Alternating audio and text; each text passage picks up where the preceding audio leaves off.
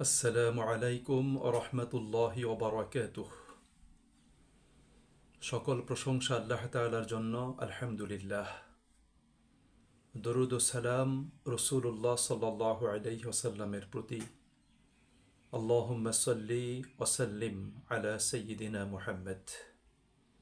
সুপ্রিয় ভাই ও বোনেরা, আল্লাহ সুবহানাহু ওয়া তাআলা আমাদেরকে আমাদের জীবনের যে রূপরেখা আমাদেরকে জানিয়েছেন, সেটা হলো এই দুনিয়ার পার্থিব জীবনের পরে আমাদের অনন্ত অসীমকালের আখেরাতের একটা জীবন রয়েছে। আল্লাহ তাআলা কোরআনুল কারিমে বলেছেন, আখেরাতের সফলতাই হলো প্রকৃত সফলতা।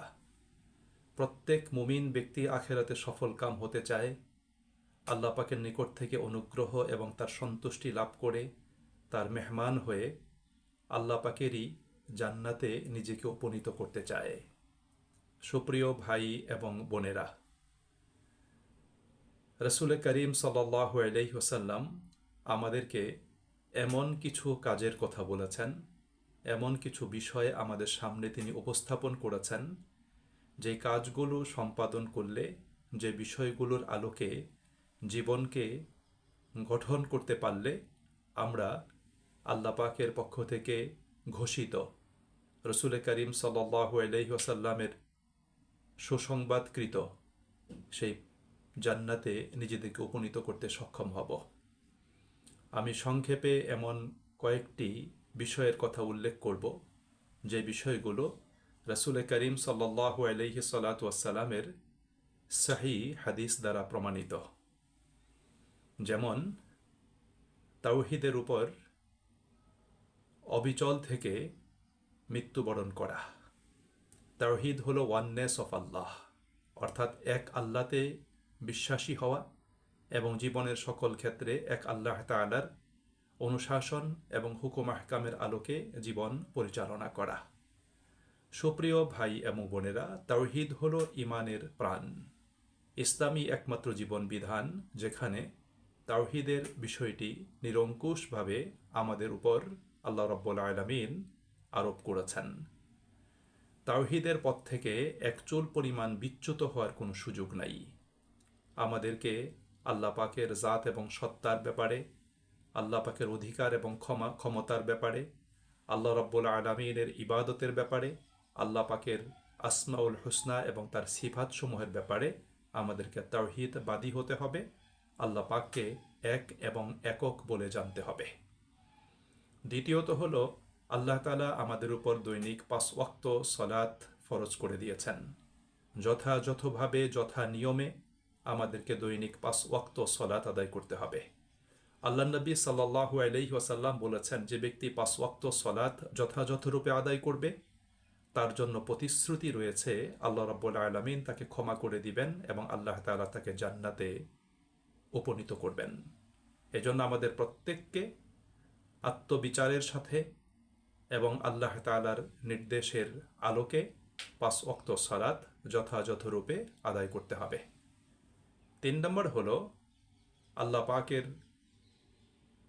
কোরআন এবং রসুল করিম সাল্লাল্লাহু আলাইহি ওয়াসাল্লামের সুন্নাহর আলোকে দ্বীনি জ্ঞান অর্জন করা। নবী করিম সাল্লাল্লাহু আলাইহি ওয়াসাল্লাম বলেছেন, মান সালাকা তরিকান ইয়ালতামিসু ফীহি ইলমান সাহহালাল্লাহু লাহু তরিকান ইলাল জান্নাহ। যে ব্যক্তি জ্ঞান অর্জনের জন্য কোনো পথ এবং পন্থা অবলম্বন করবে, আল্লাহ তাআলা তার জন্য জান্নাতের পথকে সহজ এবং সুগম করে দিবেন। সুপ্রিয় ভাই এবং বন্ধুরা, ইসলাম একটা জ্ঞানগত একটা জীবন বিধান, একটা ধর্ম। ইসলামে অজ্ঞতা এবং মূর্খতা হলো পাপ, এটা হলো গুনাহ। আর জ্ঞান অর্জন করাটা হলো পুণ্য বা নেকি। এজন্য আমাদেরকে জ্ঞান অর্জন করতে হবে। একজন মুমিন জ্ঞান অর্জনের মাধ্যমে নিজের জীবনকে সমৃদ্ধ, আলোকিত এবং জীবনকে সুন্দর করে সাজাতে পারে। জ্ঞানী মানুষকে সম্মান এবং মর্যাদার আসনে বসায়। আল্লাহ তাআলা জ্ঞানীদেরকে উচ্চ মর্যাদা প্রদান করবেন, সেই মর্মে কোরআনুল কারিমে তিনি প্রতিশ্রুতি প্রদান করেছেন। এবং আল্লাহ তাআলা জ্ঞানীদের মর্যাদা উল্লেখ করতে গিয়ে বলেছেন, ইন্নামা ইয়াখশাল্লাহা মিন ইবাদিহিল উলামা, যারা জ্ঞানী মানুষ তারাই আল্লাহ তাআলাকে সবচেয়ে বেশি ভয় করে তার অনুশাসন মেনে চলে। এই জন্য আমাদেরকে জ্ঞান অর্জন করতে হবে। 4 নম্বর হলো নিজের জবান, জিহ্বাহ এবং লজ্জাস্থানের হেফাজত করা। রাসূল করিম সাল্লাল্লাহু আলাইহি ওয়াসাল্লাম বলেছেন, তোমরা যদি তোমাদের জিহ্বা এবং তোমাদের লজ্জাস্থানের দায়িত্ব নিতে পারো, জিম্মাদার হতে পারো, তাহলে আমি রাসূল সাল্লাল্লাহু আলাইহি ওয়াসাল্লাম তোমাদের জন্য জান্নাতের জিম্মাদার হব। আমি তোমাদেরকে জান্নাত লাভের আমি গ্যারান্টি এবং নিশ্চয়তা প্রদান করছি। জবান এবং লজ্জাস্থান এ দুটোর মাধ্যমেই মানুষ পাপ পথে অগ্রসর হয়, মানুষের জীবনকে কলুষিত করে, জীবনকে ধ্বংসের দিকে মানুষ ঠেলে দেয়। এই জন্য এই দুটো বিষয়কে অবশ্যই কী করতে হবে? হেফাজত করতে হবে। 5, ফজর এবং আসরের সালাত অত্যন্ত যত্নের সাথে আদায় করা। কারণ 5 ওয়াক্ত সালাতের ভিতর ফজর এবং আসরের সালাতটি খুবই গুরুত্বপূর্ণ।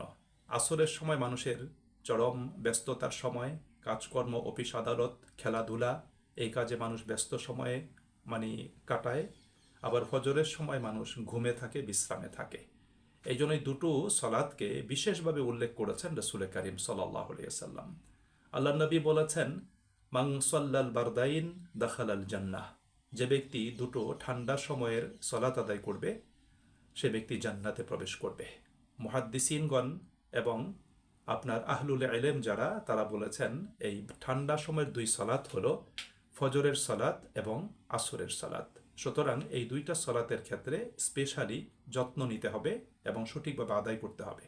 মুহাদ্দিসিনদের অনেকে বলেছেন, যারা ফজর এবং আসরের সালাতে যত্নবান হয়, যাদের দ্বারা ফজর এবং আসরের সালাত বিনষ্ট হয় না, তাদের দ্বারা বাকি 5 ওয়াক্ত সালাত বা 3 ওয়াক্ত সালাত সেটা কখনোই বিনষ্ট হবে না। 6 নম্বর হলো মসজিদ নির্মাণ করা। আল্লাহ নবী সাল্লাল্লাহু আলাইহি ওয়াসাল্লাম বলেছেন, মান বানা লিল্লাহি বাইতান বানাল্লাহু লাহু বাইতান ফিল জান্নাহ, যে ব্যক্তি আল্লাহ পাকের জন্য ঘর নির্মাণ করবে, আল্লাহ তাআলা তার জন্য জান্নাতে ঘর নির্মাণ করে দিবেন। এই জন্য সুপ্রিয় ভাই এবং বন্ধুরা, যার এককভাবে আল্লাহ পাকের একটি ঘর নির্মাণ করার সামর্থ্য আছে, তিনি এককভাবে আল্লাহ পাকের ঘর নির্মাণ করে দিবেন, যেখানে মানুষ আল্লাহ পাকের ইবাদত করবে, সালাত আদায় করবে, আল্লাহ পাকের জিকির করবে, আল্লাহকে ডাকবে। অথবা কারো যদি এককভাবে ঘর নির্মাণ করার সামর্থ্য না থাকে, তাহলে তিনি নির্মাণ কাজে শরিক হবেন। যে কোনো মসজিদের নির্মাণ কাজে যদি তিনি শরিক হন, এটা তার সাদাকায়ে জারিয়ার কাজ হবে। মৃত্যুর পরেও তিনি এর প্রতিফল পেতে থাকবেন, আর এর বিনিময়ে আল্লাহ তাআলা তার জন্য জান্নাতে ঘর নির্মাণ করে দিবেন। 7 নম্বর হলো কোনো এতিম শিশু, ছেলে বা মেয়ের দায়িত্ব গ্রহণ করা, তাকে যত্নের সাথে লালন পালন করা, তাকে আদব এবং আখলাক শিক্ষাদান করা, এবং বয়ঃপ্রাপ্ত হলে তাকে বিয়ের ব্যবস্থা করে দেওয়া। এক কথায় তাকে লালন পালন করে তাকে দাঁড় করানো এবং তাকে প্রতিষ্ঠিত করা। নবী করিম সাল্লাল্লাহু আলাইহি ওয়াসাল্লাম বলেছেন, আমি এবং এতিমের দায়িত্বশীল জান্নাতে এরকম পাশাপাশি অবস্থান করব। এ কথা বলে আল্লাহ নবী সাল্লাল্লাহু আলাইহি ওয়াসাল্লাম দুটো আঙ্গুল প্রদর্শন করেছেন, অর্থাৎ দুটো আঙ্গুল যেমন পাশাপাশি অবস্থান করছে জান্নাতে, আমি এবং এতিমের দায়িত্ব গ্রহণকারী ব্যক্তি সেভাবে আমি অবস্থান করব। এই জন্য এতিমের দায়িত্ব গ্রহণ করা এটা খুবই গুরুত্বপূর্ণ একটা আমল, জান্নাত লাভের আমল। 8 নম্বর হলো কন্যা সন্তান লালন পালন করা। রাসূল করিম সাল্লাল্লাহু আলাইহি ওয়াসাল্লাম যখন এই কথাটি বলেছেন, তখন সমাজ জীবনে কন্যা সন্তানদের প্রতি চরম অবজ্ঞা এবং অবহেলা ছিল, এবং কন্যা সন্তানদেরকে জীবন্ত দাফন করে দেয়া হতো। কন্যা সন্তান জন্মগ্রহণ করাকে নিজের দুর্ভাগ্যের কারণ মনে করা হতো। এই জন্য রাসূল করিম সাল্লাল্লাহু আলাইহি ওয়াসাল্লাম বলেছেন, তোমরা কন্যা সন্তানকে লালন পালন করো, কন্যা সন্তানের মাঝে তোমাদের জন্য কল্যাণ রয়েছে, এবং কন্যা সন্তানকে লালন পালন করলে তোমাদের জন্য আল্লাহ রাব্বুল আলামিন জান্নাত প্রদান করবেন। যিনি দুটো কন্যাকে লালন পালন করবেন তার জন্য জান্নাতের সুসংবাদ দিয়েছেন, যিনি 3টি কন্যাকে লালন পালন করবেন তার জন্য জান্নাতের সুসংবাদ দিয়েছেন, যিনি একটি কন্যা সন্তানকে লালন পালন করবেন তার জন্য জান্নাতের সুসংবাদ দিয়েছেন রাসূল করিম সাল্লাল্লাহু আলাইহি ওয়াসাল্লাম। 9 নম্বর হলো উত্তম চরিত্রের অধিকারী হওয়া। চরিত্রই হলো মানুষের আসল চিত্র। চারিত্রিক বৈশিষ্ট্য এবং গুণাবলীর মাধ্যমেই কিন্তু মানুষের বিচার করা হয়, তাকে মূল্যায়ন করা হয়। এজন্য আমাদের চরিত্রটাকে উত্তম করতে হবে। আল্লাহ নবী সাল্লাল্লাহু আলাইহি ওয়াসাল্লাম বলেছেন, মুমিনদের মধ্যে সেই ব্যক্তি হলো পরিপূর্ণ মুমিন, যে চরিত্রের দিক থেকে উত্তম এবং পরিপূর্ণ। এই জন্য উত্তম চরিত্রের অধিকারী হওয়া, চারিত্রিক যে সমস্ত দোষ ত্রুটিগুলো আছে সেগুলো দূর করে নিজেকে পরিশুদ্ধ এবং পবিত্র করা। 10 নম্বর হলো অহেতুক তর্ক বিতর্ক পরিহার করা। রাসূল করিম সাল্লাল্লাহু আলাইহি ওয়াসাল্লাম বলেছেন, আমি সেই ব্যক্তির জন্য জান্নাতের মধ্যস্থলে একটি ঘরের জিম্মাদার হব যে ব্যক্তি অনর্থক তর্ক বিতর্ক পরিহার করে চলে। তর্ক বিতর্ক কখনোই কিন্তু সুফল বয়ে আনে না। প্রয়োজনে আলোচনা করতে হবে, পর্যালোচনা করতে হবে, যুক্তি উপস্থাপন করতে হবে, দলিল উপস্থাপন করতে হবে, কিন্তু কোনো অবস্থাতেই তর্ক বিতর্ক করা যাবে না। কারণ তর্ক বিতর্ক করে কখনোই জয়লাভ করা যায় না। বরং যারা মূর্খ, যারা জাহেল, তারা সব সময় তারা আপনার সেই তর্ক বিতর্ক করে তারা একটা জেদ ধরে সেই বাতিলটাকেই তারা আঁকড়ে ধরে থাকে। এই জন্য তর্ক করতে নিষেধ করেছেন আল্লাহ নবী সাল্লাল্লাহু আলাইহি সাল্লাম। 11 নম্বর হলো নফল সওম পালন করা, নফল রোজা রাখা। আল্লাহ নবী সাল্লাল্লাহু বলেছেন, যে ব্যক্তি নফল রোজা পালন করবে, আল্লাহ রাব্বুল আলামিন তার চেহারাটাকে জাহান্নাম থেকে 70 বছরের দূরত্বে আল্লাহ রাব্বুল আলামিন কি করবেন, সেটাকে আল্লাহ পাক নিয়ে যাবেন। অর্থাৎ তার এবং তার জাহান্নামের মাঝখানে 70 বছরের দূরত্ব আল্লাহ রাব্বুল আলামিন তৈরি করে দিবেন। এই জন্য মাঝে মাঝে সম পালন করা, ফরজ সম তো আমরা পালন করবই রমাদান মাসে। এছাড়া প্রতি মাসে 3টি সম পালন করা, সোমবার বৃহস্পতিবার সম পালন করা, বিশেষ দিবসগুলোতে যে ব্যাপারে রাসূল করিম সাল্লাল্লাহু আলাইহি ওয়াসাল্লাম আমাদেরকে সম পালনের জন্য বলেছেন, সেই দিবসগুলোতে সম পালন করা। 12 নম্বরে হলো হজ পালন করা। আল্লাহ নবী সাল্লাল্লাহু আলাইহি ওয়াসাল্লাম বলেছেন, আল হাজ্জুল মাবরুর লাইসা লাহু জাযা ইল্লাল জান্নাহ, ত্রুটিমুক্ত হজের প্রতিদান জান্নাত ব্যতীত অন্য কিছু নয়। এই জন্য যার উপর হজ ফরজ হয়েছে তিনি বিলম্ব না করে হজ সম্পাদন করবেন। ফরজ হজ সম্পাদন করার পরে যদি কারো সামর্থ্য থাকে তাহলে তিনি আবার পুনরায় হজে যাবেন। এর মাধ্যমে আল্লাহ রাব্বুল আলামিন তাকে গুনাহ মাফ করে তাকে জান্নাত প্রদান করবেন। 13 নম্বর হলো দিনে রাতে 12 রাকাত সুন্নতে মুআক্কাদা সালাত আদায় করা।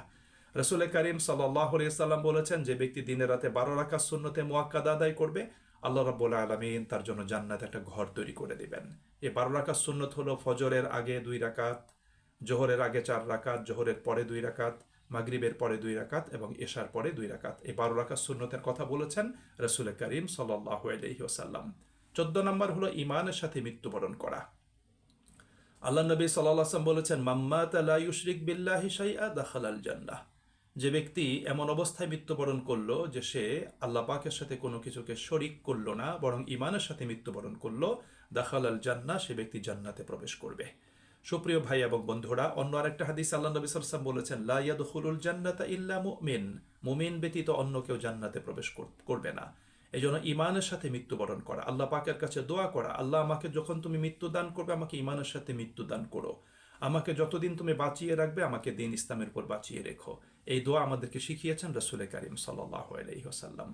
এরপরে আরো একটি হাদিসে রাসূল করিম সাল্লাল্লাহু আলাইহি ওয়াসাল্লাম 4টি কাজের কথা বলেছেন। তিনি বলেছেন, তোমরা সালামের প্রসার ঘটাবে, তোমরা অভুক্তকে ক্ষুধার্তকে খাদ্য দান করবে, আত্মীয়তার সম্পর্ক রক্ষা করে চলবে, এবং মানুষ যখন ঘুমিয়ে থাকে তখন তোমরা রাতে সালাত আদায় করবে।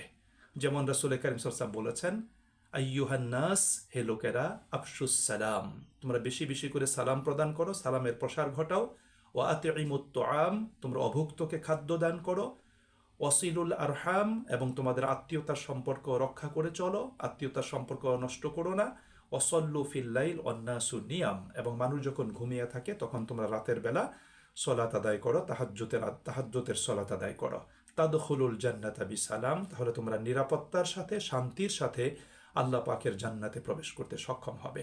সুপ্রিয় ভাই এবং বন্ধুরা, আমরা প্রত্যেকেই জান্নাতে যেতে চাই, জাহান্নাম থেকে বাঁচতে চাই, আমরা আখিরাতে সফল কাম হতে চাই।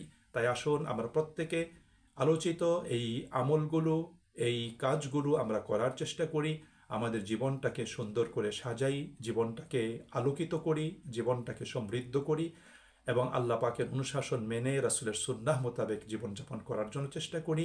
তাহলে আমরা ইনশাআল্লাহ আল্লাহ পাকের জান্নাতে আমরা উপনীত হতে পারবো। আমাদেরকে জান্নাত লাভের উপযোগী আমলগুলো করতে হবে, একই সাথে আমাদেরকে আল্লাহ পাকের কাছে জান্নাতের জন্য দোয়া করতে হবে। আল্লাহ নবী সাল্লাল্লাহু আলাইহি ওয়াসাল্লাম বলেছেন, তোমরা আল্লাহ পাকের কাছে জান্নাতের প্রার্থনা করো, বিশেষ করে যখন তোমরা আল্লাহ পাকের কাছে জান্নাতের প্রার্থনা করবে তখন তোমরা জান্নাতুল ফিরদাউসের জন্য আল্লাহ পাকের কাছে প্রার্থনা করো।